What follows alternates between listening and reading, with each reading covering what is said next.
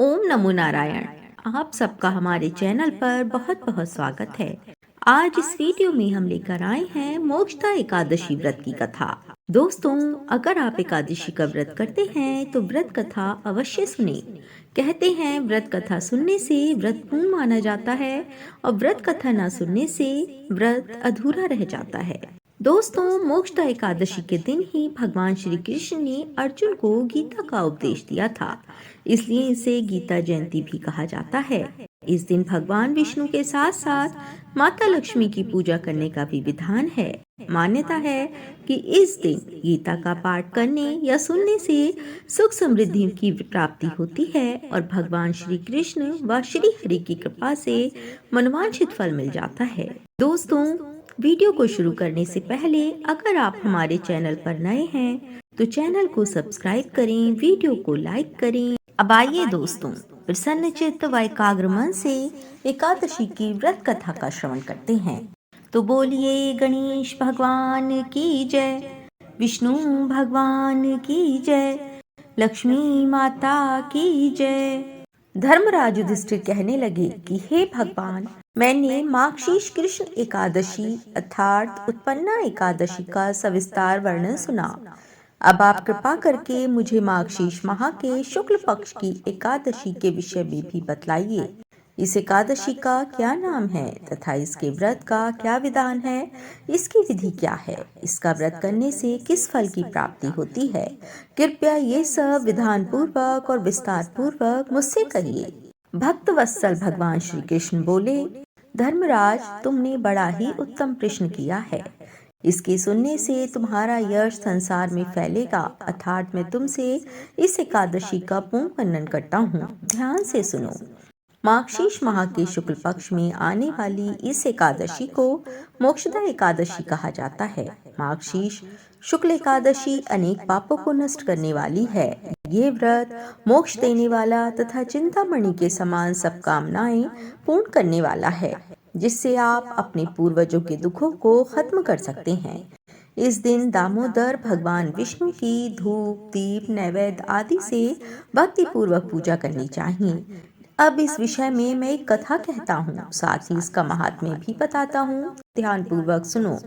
गोकुल नाम के नगर में बैखानस नामक एक राजा राज्य करता था। उसके राज्य में चारों वेदों के ज्ञाता ब्राह्मण रहते थे।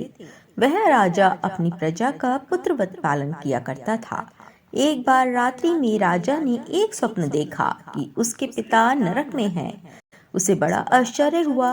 प्रातः वह विद्वान ब्राह्मणों के पास गया और उसने अपना स्वप्न सुनाया। कहा, मैंने अपने पिता को नरक में कष्ट उठाते देखा है। उन्होंने मुझसे कहा कि हे पुत्र, मैं नरक में पड़ा हूँ, यहाँ से तुम मुझे मुक्त कराओ। जब से मैंने ये वचन सुने हैं तब से मैं बहुत बेचैन हूँ। चित्त में बड़ी अशांति हो रही है।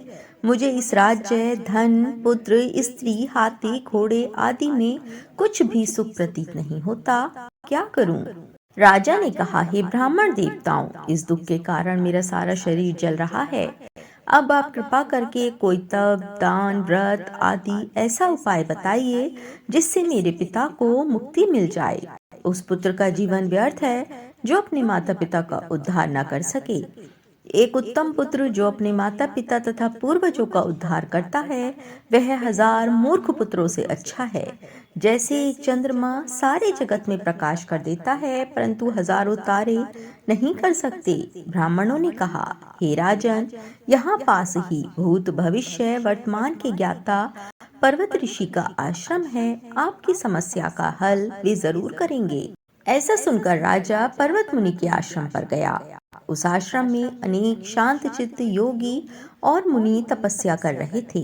उसी जगह पर्वत मुनि बैठे थे। राजा ने मुनि को साष्टांग दंडवत किया। मुनि ने राजा से कुशल पूछी।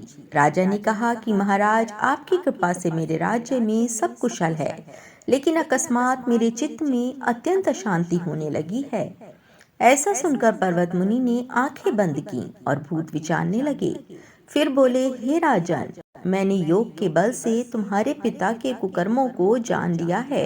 उन्होंने पूर्व जन्म में कामातुर होकर एक पत्नी को रति दी, किंतु सौत के कहने पर दूसरे पत्नी को ऋतुदान मांगने पर भी नहीं दिया। उसी पाप कर्म के कारण तुम्हारे पिता को नरक में जाना पड़ा। तब राजा ने कहा, इसका कोई उपाय बताइए। मुनि बोले, हे राजन, आप माघशीर्ष एकादशी का उपवास करें और उस उपवास के पुण्य को अपने पिता को संकल्प कर दें। इसके प्रभाव से आपके पिता की अवश्य नरक से मुक्ति होगी। मुनि के ये वचन सुनकर राजा महल में आया और मुनि के कहने के अनुसार कुटुंब सहित मोक्षदा एकादशी का व्रत किया। इसके उपवास का पुण्य उसने पिता को अर्पण कर दिया। इसके प्रभाव से उसके पिता को मुक्ति मिल गई और स्वर्ग में जाते हुए पुत्र से कहने लगे, हे पुत्र, तेरा कल्याण हो। ये कहकर स्वर्ग चले गए। माघशीर्ष मास की शुक्ल पक्ष की मोक्षदा एकादशी का जो व्रत करते हैं उनके समस्त पाप नष्ट हो जाते हैं। इस व्रत से बढ़कर मोक्ष देने वाला और कोई भी व्रत नहीं है। इस दिन गीता जयंती मनाई जाती है। साथ ही ये धनुर्मास की एकादशी कहलाती है। अतः इस एकादशी का महत्व कई गुना और भी बढ़ जाता है। इस दिन से गीता पाठ का अनुष्ठान प्रारंभ करें तथा प्रतिदिन थोड़ी देर गीता अवश्य पढ़ें। इस कथा को पढ़ने या सुनने से वाजपेय यज्ञ का फल मिलता है। ये व्रत मोक्ष देने वाला तथा चिंतामणि के समान सब कामनाएं पूर्ण करने वाला है। तो बोलिए विष्णु भगवान की जय, लक्ष्मी माता की जय।